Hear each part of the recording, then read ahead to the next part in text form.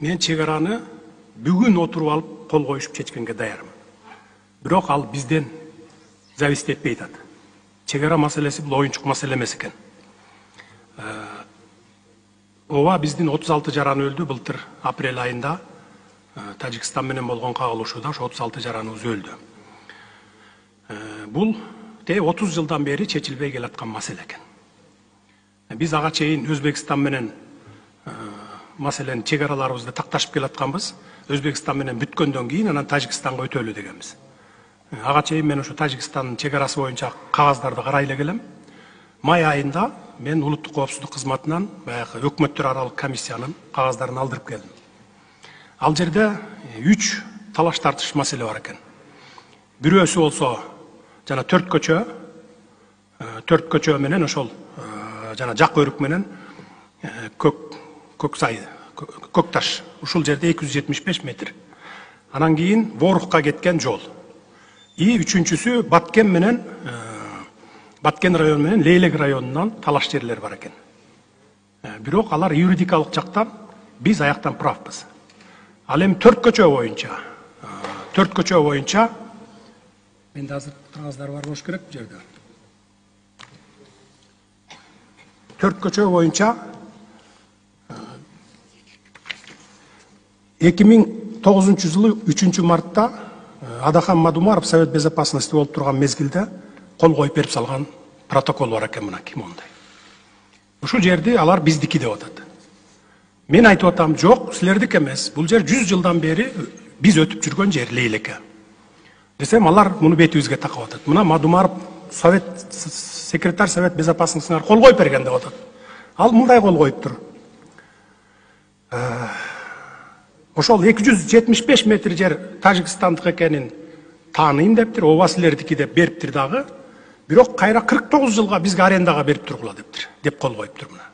Ошо менен ушул протокол менен 49 жылга арендага алгансыңар силер деп атат. 12 жылыңар бүттү, 37 жылдан кийин же жабабыз, же кайра сүйлөшүүлөрдүн негизинде узартабыз деп атат. Мен айтып атам, Мадумаровдун кол койгонго акысы болгон эмес ал убакта деп атам. Эч ким аны ыйгарым укук берип жиберген эмес деп атам. Эки, бул юридикалык жактан жарабайт бунуңар деп атам. Мына ушуну. Анткени эки өлкөнүн ортосунда чегара маселеси кандай чечилет? Биринчи, өкмөттөр аралык комиссиялар иштейт. Булар официалдуу түрдө. Андан кийин алар макулдашып, соглашениеге кол коюп келсе, мага келет президентке. Анан мен карап туруп, макул болсом жогорку кеңешке жиберем.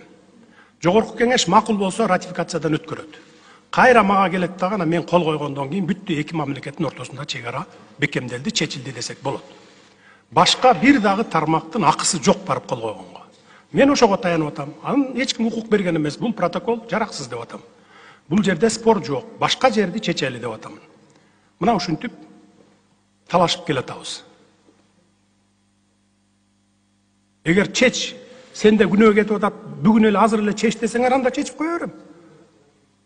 Чечип кое беребиз анда.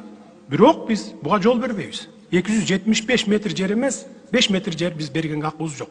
Бул менин менчик жерим же сиздин менчик жериңиз эмес, бул элдин жери, мамлекеттин жери. 100 жылдан бери ошол жерге каттап жүргөн жер. Эгерде чечип ушул менен чечиле турган болсо, анда 37 жылда эле көз ачып жумганча эле өтүп кетет. 37 жылдан кийин ал Лейлек толук анклав болуп калат. Ушуга макул болуп чечебизби? Жок, бул юридикалык документ эмес. Деп биз ушундай талаш тартышыбыз бар. Андан сырткары ошол. Эми ачык эле айтып коеюн, эми кеп болуп кетти.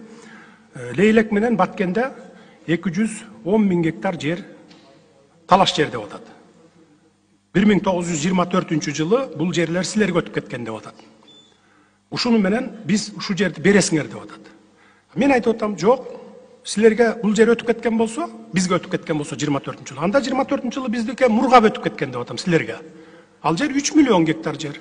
Анда аны бергиле, анда биз силерге бул жерди берейин. Бул жердеги элди мен ошол жака көчүрүп кетейин деп атам. Жок дейт, андай эмес дейт, жок, бул жер биздики. Мына ушул эле маселе.